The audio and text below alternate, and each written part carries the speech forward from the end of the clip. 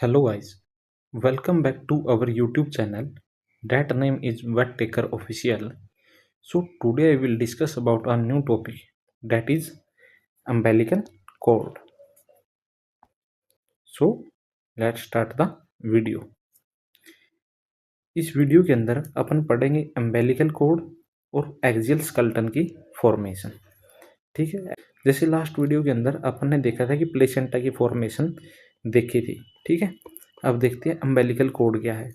Umbilical code क्या है? एक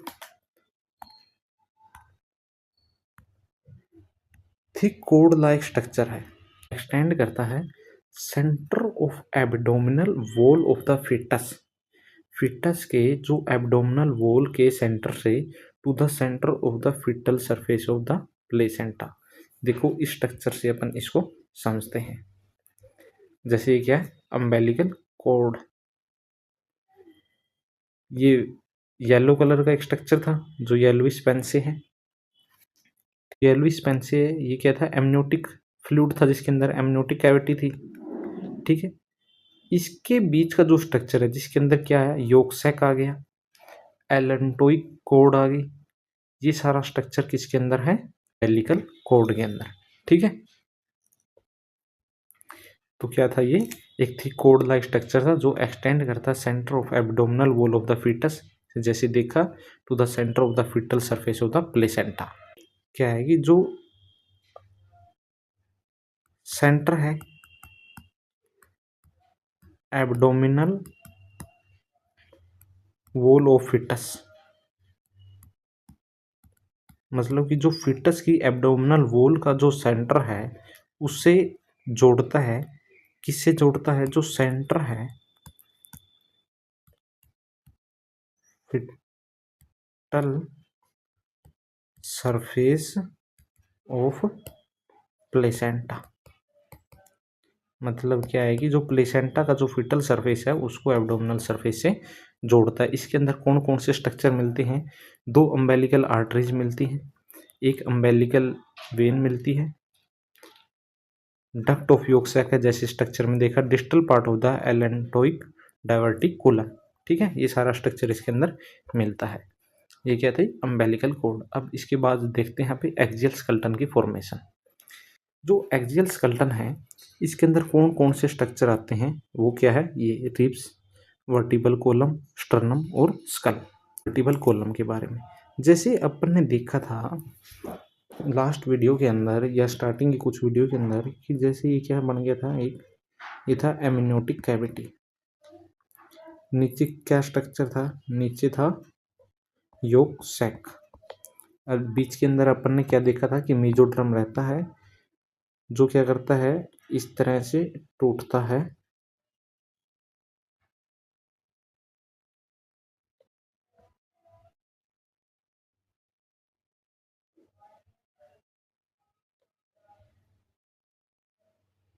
ठीक है, ये क्या था? मेसोड्रम था और बीच में क्या थी? एक न्यूरल कोड और न्यूरल ट्यूब। अपन देखते हैं बीच का स्ट्रक्चर को जूम करके देखते हैं। जैसे मानो ये क्या है? ये एक है नोट कोड, ये ऊपर क्या है? Neural tube. इसकी साइड में क्या है कि जो ये स्क्लेरोटोम का जो ये बीच वाला पोर्शन था, मीडियल तरफ का पोर्शन था, जो वो दो पार्ट में डिवाइड किया था। इसके बाद जो इंटरमीडिएट आता था, फिर एक्सियल आता था, सॉरी वो लास्ट का लेटरल पार्ट आता था। ठीक है, इस तरह से अपन ने इनको नाम दे कि जैसे जो डोर्सल पार्ट था वो क्या था?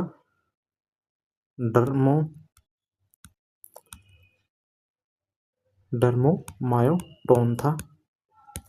जो वेंट्रल पार्ट था इसको क्या बोलते थे? यहाँ पे स्क्लेरोटोन बोलते थे। ठीक है, यही पार्ट बोलते थे। ये इंटरमीडिएट था और ये लेटरल था, ये इंटरमीडिएट था। ठीक है, अपन ऐसा बोलते थे। जो ये वर्टिबल कॉलम है इसकी भी फॉर्मेशन किससे रहती है? इसकी फॉर्मेशन रहती है जो स्क्लेरोटोम है, मतलब कि जो वेंट्रल पार्ट है, sclerotome of the somites form the bones of vertebral column। क्या है कि जो वर्टिब्रल कॉलम था वो किससे बनता है? स्क्लेरोटोम, मतलब कि जो वेंट्रो मीडियल पार्ट है, जो वेंट्रल और मीडियल पार्ट है इसका, सोमाइट का, उससे क्या बनता है? वर्टिब्रल कॉलम बनता है। अब कैसे बनता है वो देखते हैं। जैसे ये क्या है? Note code. ये क्या है? Neural tube. जो ये स्क्लेरोटोम थे,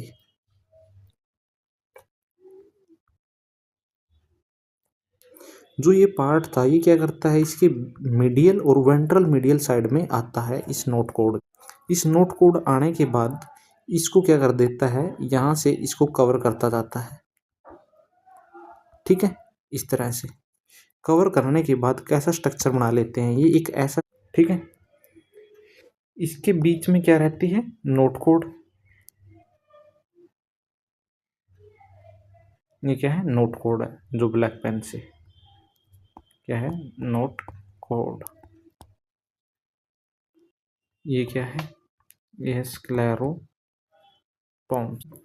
अब ये क्या करते हैं कि जो ये पार्ट था रेड कलर से था, जो अपना स्क्लेरोटोम था, ये ऐसे कर करके बीच में क्या बना लेते हैं? एक ऐसा स्ट्रक्चर बना लेते हैं जहाँ जैसे यहाँ पर बहुत सारी सेल थी, स्क्लेरोटोम की जो सेल्स थी, इसी तरह पूरे इस पार्ट में है, पूरे में मतलब वो सेल्स हैं। ठीक है, तो क्या करती हैं कि यहाँ पर कहीं कहीं पर वो क्या कर लेती हैं? एक ऐसा कम्पैक्ट स्ट्रक्चर बना देती है। ठीक है, ये सेल फ्यूज होके क्या बना देती है? कम्पैक्ट स्ट्रक्चर बना देती है। इनके बीच में क्या रहती है? सेल ऐसे फ्रीली रहती हैं। ठीक है, जो ये स्ट्रक्चर बनता है इसको बोल देते हैं पेरिकोंड्रल डिस्क। ठीक है, पेरिकोंड्रल डिस्क बोल देते हैं, जो इन फ्यूचर क्या बनाती है? वर्टिब्रल डिस्क बनाती है, जो क्या कर देती है? फ्यूचर में जाके इंटरवर्टिब्रल डिस्क की फॉर्मेशन करती है। क्या था कि जो ये स्क्लेरोटोम की जो सेल्स थी, वो ट्रांसवर्स मैनर्स के अंदर कंडेंस होने के बाद एक पेरिकोंड्रल डिस्क लाइक स्ट्रक्चर ऐसे बना देती है। तो जो ये पेरिकोंड्रल जो डिस्क बनती है, आगे चल के जब ये ओसिफिकेशन बनने के बाद क्या बना देती है? ओसिफिकेशन कॉन्ड्रिफिकेशन के बाद इंटरवर्टिब्रल डिस्क की फॉर्मेशन हो जाती है। ठीक है, अब क्या रहता है कि जैसे जैसे ये पार्ट आगे की तरफ बढ़ता है, तो ये जो बीच में जो न्यूरल कोड थी, ये क्या हो जाती है? खत्म होती जाती है। ठीक है, जैसे ये पार्ट हो गया, पर इसके अंदर क्या रहता है कि जो बीच का पार्ट था वो खत्म होता है, लेकिन जो पेरिकोंड्रियल प्लेट के बीच में था वो खत्म नहीं होता। जो ये पार्ट नोट कोड का बच गया, जो खत्म नहीं होता, इसके बीच का तो डिसपियर हो चुका है जैसे जैसे आगे प्रोसेस चलती है। बट जो पेरिकोंड्रल डिस्क के बीच का था पार्ट, ये खत्म ना होके ये क्या बना देता है? ये बना देता है न्यूक्लियस पल्पोसस। ठीक है, आगे देखते हैं। जैसे जैसे ये बढ़ता जाता है, वैसे वैसे ही ये क्या करती है कि जो ये इसका पार्ट था, ये जो ये सेल्स थी जिसको बोलते हैं अपन सोमाइट सेल्स, ये क्या बना देती हैं? जैसे जैसे आगे प्रोसेस चलती है, तो सोमाइट सेल्स आगे क्या बना देती है? ये बना दे body body of vertebral vertebral column की क्या बना देती है? बॉडी की फॉर्मेशन कर देती है, जो बीच के अंदर सेल है। तो अब ये कुछ स्ट्रक्चर ऐसा दिखता है।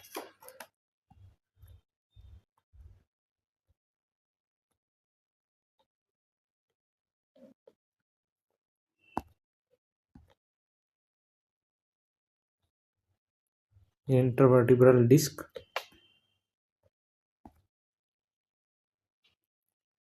ठीक है, और ये क्या है? बॉडी, ये डिस्क इसके अंदर ये क्या है, न्यूक्लियस पल्पोसस। ठीक है, इस तरह से फॉर्मेशन बनती है इंटरवर्टिब्रल कॉलम की। इसी तरह से क्या रहता है कि जो इंटरस्पाइनस लिगामेंट रहता है, जो क्या है, इंटरस्पाइनस लिगामेंट्स हैं, उसकी भी सेम प्रोसीजर से फॉर्मेशन होती है। ठीक है, वैसे ही आगे क्या रहता है कि जो कार्टिलिजिनियस पार्ट रहता है,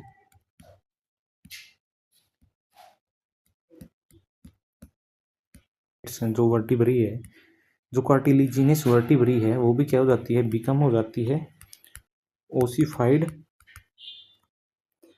बाय द अपीयरेंस ऑफ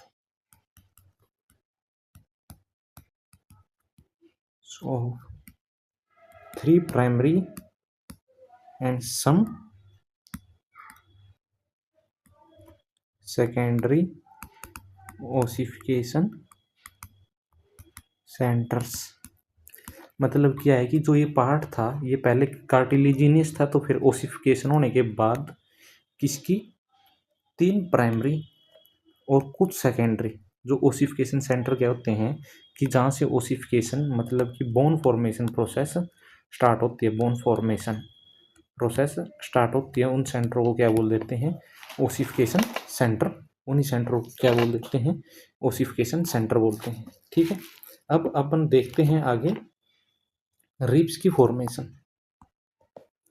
जो रिब्स रहती हैं वो कैसे फॉर्म करती हैं, जैसे अपन ने देखा था कि लास्ट में कि जो ये स्क्लेरोटोम की जो फ्रीली सेल्स थी, यही क्या कर देती थी, ऊपर डोर्सल और लेटरल साइड में मूव करके सारा स्ट्रक्चर बना देती थी, जैसे बॉडी प्रोसेस, स्पाइनस प्रोसेस, सारी चीज़ें वो स्क्लेरोटोम्स की जो सेल्स थी वो बना देती है। उसी तरह रिब्स भी क्या कर देती है, रिब्स भी कैसे बन जाती हैं, ये बनती हैं कि जैसे क्या था कि जैसे ये क्या है, एक बॉडी है वर्टिब्री, और इसके बाद ये क्या है, एक आर्च है, और इसके बाद ये सुप्रास्पाइनस प्रोसेस है। ठीक है, ये एक नॉर्मल स्ट्रक्चर है, क्या है, बॉडी है, ये आर्चिस है, ये ट्रांसवर्स प्रोसेसेस हैं, और ये सुप्रास्पाइनस प्रोसेस है। ठीक है, तो क्या रहता है कि जो ये स्क्लेरोटोम्स की जो सेल्स थी, जो स्क्लेरोटोम्स की जो ये सेल्स थी, वो क्या कर देती है, स्क्लेरोटोम की सेल्स थी वो इस तरह से यहाँ पर जो इसकी साइड में रहती हैं, साइड्स में रहती हैं, तो इन साइड्स से बनाते बनाते वो क्या बना देती है, आर्चिस की फॉर्म कर देती हैं। मतलब किस चीज़ की, एक आर्चिस फॉर्मेशन कर देती है जो स्क्लेरोटोम्स की जो फ्रीली सेल्स थी। जैसे इसकी चारों तरफ जैसे ही वो सेल घूमती हैं, मतलब डोर्सल लेटरल वेंट्रली, तो जब डोर्सल और लेटरल की साइड में थी, अपर साइड में, तो आर्चिस की फॉर्मेशन कर देती है। ये सेल्स थी, ये किस चीज़ की फॉर्म कर देती हैं, वर्टिब्रल आर्चिस की। जैसे ये सेल्स थी जो स्क्लेरोटोम्स की जो फ्रीली सेल्स हैं, ये क्या फॉर्म कर देती हैं, वर्टिब्रल आर्चिस की फॉर्मेशन कर देती हैं। ठीक है, जो ये वर्टिब्रल आर्चिस हैं, ये सारे रीजन के अंदर बांटती हैं, जैसे सर्वाइकल के अंदर, थोरेसिक, लंबर, सैक्रल, इन सभी रीजन के अंदर वर्टिब्रल आर्चिस रहती है, ये सभी रीजन के अंदर रहती है। वैसे ही जो ये वर्टिब्रल आर्चिस से जो भी बोन बनती है, जो वर्टिब्रल आर्चिस से जो बोन बनती हैं, जो बोन क्या होती हैं, फॉर्म होती हैं, फॉर्म्ड होती हैं, वो क्या कर देती हैं, फ्यूज हो जाती हैं किसके साथ, जो ट्रांसवर्स प्रोसेस रहती है, ट्रांसवर्स प्रोसेस ऑफ वर्टिब्री, और उसको क्या बोल देते हैं, कोस्टल एलिमेंट की फॉर्मेशन हो जाती है। कोस्टल एलिमेंट क्या है कि जो स्क्लेरोटोम्स की जो फ्रीली सेल्स थी, जो स्क्लेरोटोम्स की जो फ्रीली सेल्स थी, वो वर्टिब्रल आर्चिस बनाती है। जो वर्टिब्रल आर्चिस से जो बोन बनती है, जब वो ट्रांसवर्स प्रोसेस से फ्यूज हो जाती है, तो उसको बोल देते हैं कोस्टल एलिमेंट बोल देते हैं। जो ये एलिमेंट्स हैं या जो ये आर्चिस हैं, ये अलग अलग पार्ट में अलग अलग बनाती हैं। जैसे सर्वाइकल रीजन के अंदर जो कोस्टल एलिमेंट्स हैं, वो क्या बना देती हैं, वो बना देती है फोरामेन ट्रांसवर्सियम,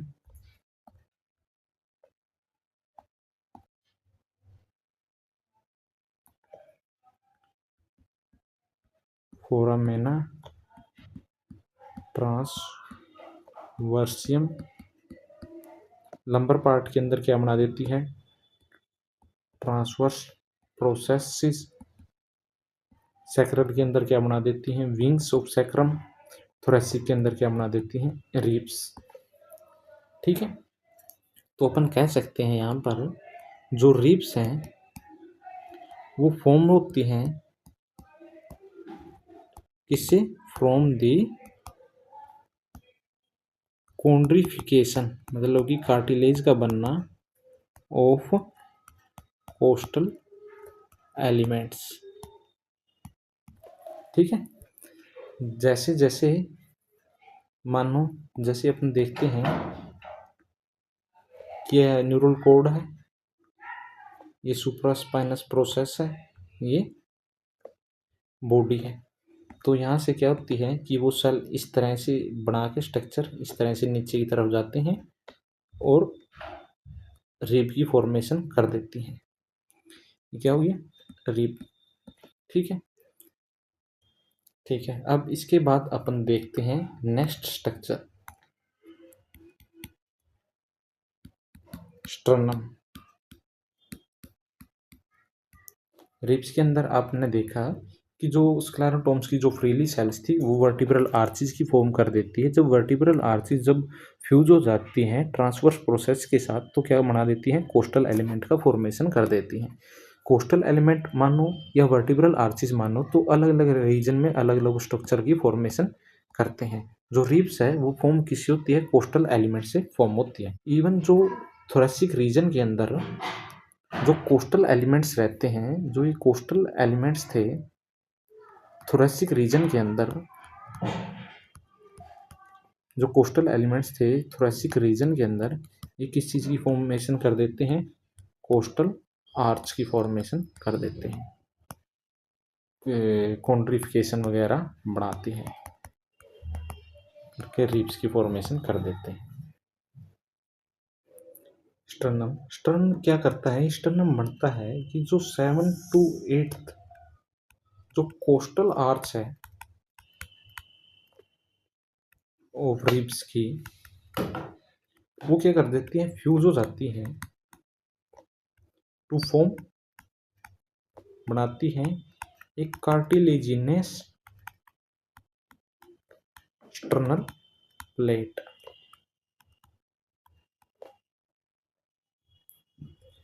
ठीक है, स्टर्नल प्लेट्स, जो ये प्लेट्स हैं जो कोस्टल आर्चिस थी रिब्स की, जो फ्यूजो की क्या बना देती हैं, कार्टिलेजिनियस स्टर्नल प्लेट्स हैं। जो प्लेट्स थी वो क्या कर देती हैं, यूनिट्स मतलब जुड़ने के बाद at the mid line in